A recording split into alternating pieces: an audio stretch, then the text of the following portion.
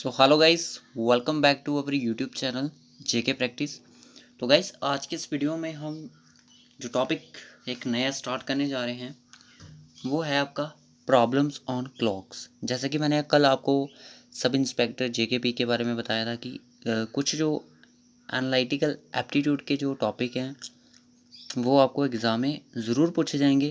तो इसी को लेके आज हम क्लॉक एंड कैलेंडर का जो टॉपिक है उसको कंप्लीट करेंगे, स्टार्ट करेंगे। कंप्लीट तो नहीं होगा क्योंकि इस पर अभी बड़ा वर्क करना पड़ेगा, प्रैक्टिस करनी पड़ेगी, तभी ये चीज़ें आपको सीखने को मिलेंगी। तो देखिए, प्रॉब्लम्स ऑन क्लॉक्स ये किस तरह से क्वेश्चन आते हैं इसमें, आज उसके बारे में बात करेंगे। और कुछ बेसिक जो छोटी छोटी चीज़ें होती हैं जो क्वेश्चन में दिक्कत डालती हैं उस चीज़ के बारे में बात करेंगे। तो बने रहिए हमारे साथ एंड तक इस वीडियो के।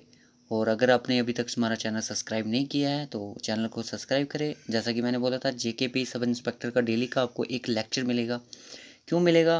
क्योंकि अभी जीके एसएसबी द्वारा ऑफिशियली सिलेबस अनाउंस नहीं है, क्योंकि ये कुछ ऐसे टॉपिक हैं जो कि एग्ज़ाम में तो आपके आने ही आने हैं। बाकी जो uses of IT general awareness उसमें कौन कौन से अब टॉपिक इंक्लूड हो सकते हैं उनके बारे में हमें इतना नहीं पता है। मैथ और रीजनिंग के बारे में हम थोड़ा बहुत नॉलेज रख सकते हैं। तो चलिए स्टार्ट करते हैं। Problems on clocks. Problems on clocks होता क्या है, किस तरह से ये क्वेश्चन होते हैं, तो चलिए करते हैं थोड़ी बहुत बात। सबसे पहले आप अपनी स्क्रीन पे एक क्लॉक देख रहे होंगे सारे बच्चे। अभी मैं इस क्लॉक के बारे में डिस्कशन करूँगा। अब जो ये क्लॉक का जो शेप है वो किस एंगल में है, सबको पता है। सर ये सर्कुलर एंगल में है, इसका जो एंगल है वो सर्कुलर शेप है। बिल्कुल सही बोला, यहाँ तक ठीक है। उसके बाद अगर मैं बात करूँ कि अगर 9 और 12 के बीच में कौन सा एंगल है, यहाँ पे एंगल बन रहा है सर 90 डिग्री का। अगर मैं 9 और 3 की बात करूँ, यहाँ पे कितना बन रहा है सर 180 डिग्री का बन रहा है। और अगर मैं 9 से लेकर 9 की बात करूँ तो पूरा सर्कल का ट्राइंगल कितना होता है सर 360 डिग्री। तो यानी कि पूरा जो वॉच का जो होता है एंगल होता है वो आपका 360 डिग्री होता है। ठीक है जी, यहाँ तक समझ है। अब हमें एक एक मिनट का और एक मिनट का हमें एंगल निकालना है। ठीक है, किस तरह से होता है, मेरे साथ बने रहिए एंड तक। मैं आपको एक एक पॉइंट यहाँ पे क्लियर करने वाला हूँ।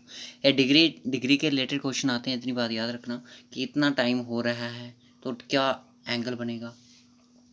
और यहाँ पे देखिए, आप यहाँ पे डायरेक्शन को भी मेजर कर सकते हैं, सीधी सी बात। ठीक है, डायरेक्शन को मेजर करने का यहाँ पे इस पॉइंट पे आप देख लीजिए।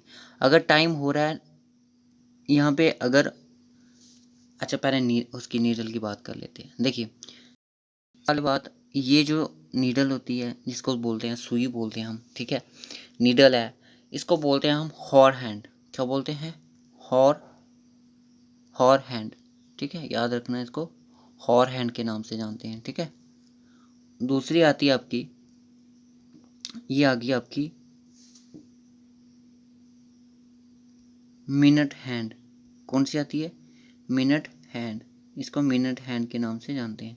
और ये आपकी थर्ड आ गई, थर्ड को आप बोल दीजिए second hand. Second hand, notes बना रहे हो लिख लो, काम आएगी चीज़ें। सेकंड हैंड, मिनट हैंड और हॉर हैंड। यहाँ तक सबको क्लियर है? बेसिक कंसेप्ट है। ओके ठीक है, यहाँ तक क्लियर है। अब जो इसका जो काम होता है, बाज के बारे में इतना बताने की ज़रूरत नहीं है, तो सबको पता ही है बाज का क्या वर्क रहता है। अब जो ये हॉर की नीडल होती है, आपको पता है अगर ये यहाँ पे होगी, इसको ये डिस्टेंस कवर करने में कितना टाइम लगता है? पूरे 12 हॉर्स लगते हैं।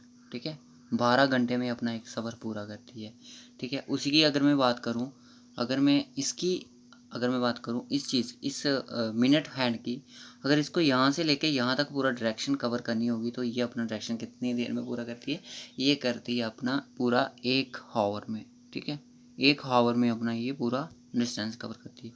अगर मैं इसकी बात करूँ इसकी बात करूँ तो ये आपकी 60 सेकेंड में आपका ये पूरा हावर कवर कर लेती है, यानी कि 1 मिनट देती है। अब यहाँ से अगर आपने कभी सोचा है कि अगर छोटी वाली यानी कि हॉर हैंड, एक मिनट, हॉर हैंड आपकी यहाँ पे है और मिनट हैंड आपकी यहाँ पे है, तो बताइए कौन सा एंगल यहाँ पे क्रिएट हो रहा है?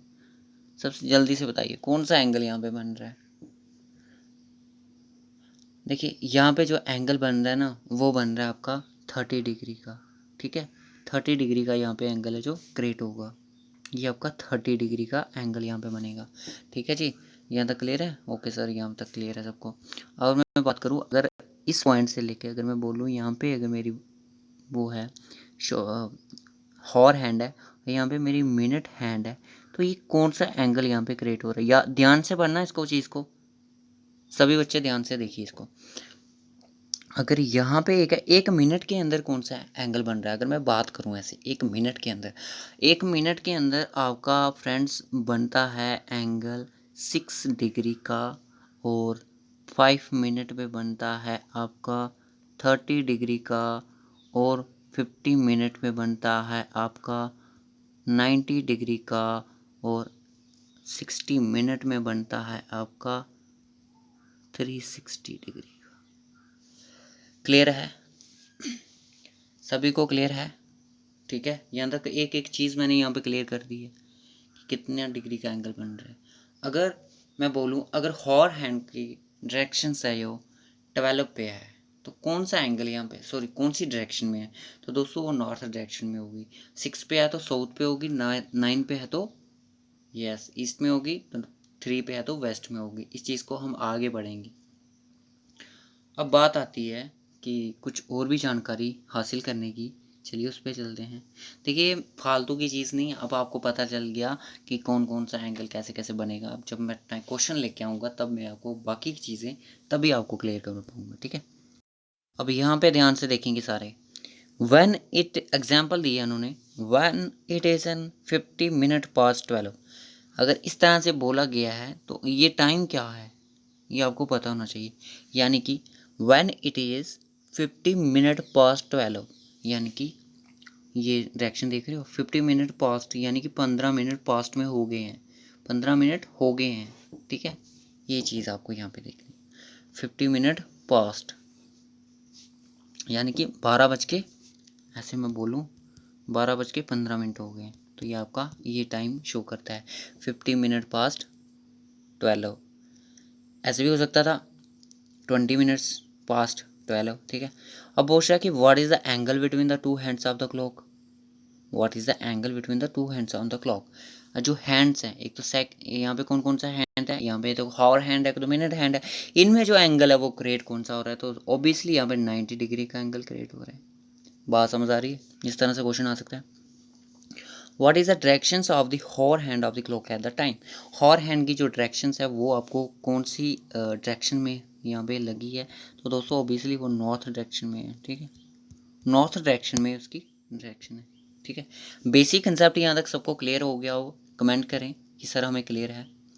उसके बाद यहाँ पे सोल्यूशन बता रहे हैं। वैसे ही मैंने बताया 15 minute past 12 is the time when the minute hand is pointing at 3 while the hour hand and just cross the 12 see the illustration below. ये चीज़ हमने पढ़ ली है। अब नेक्स्ट चलते हैं, ठीक है।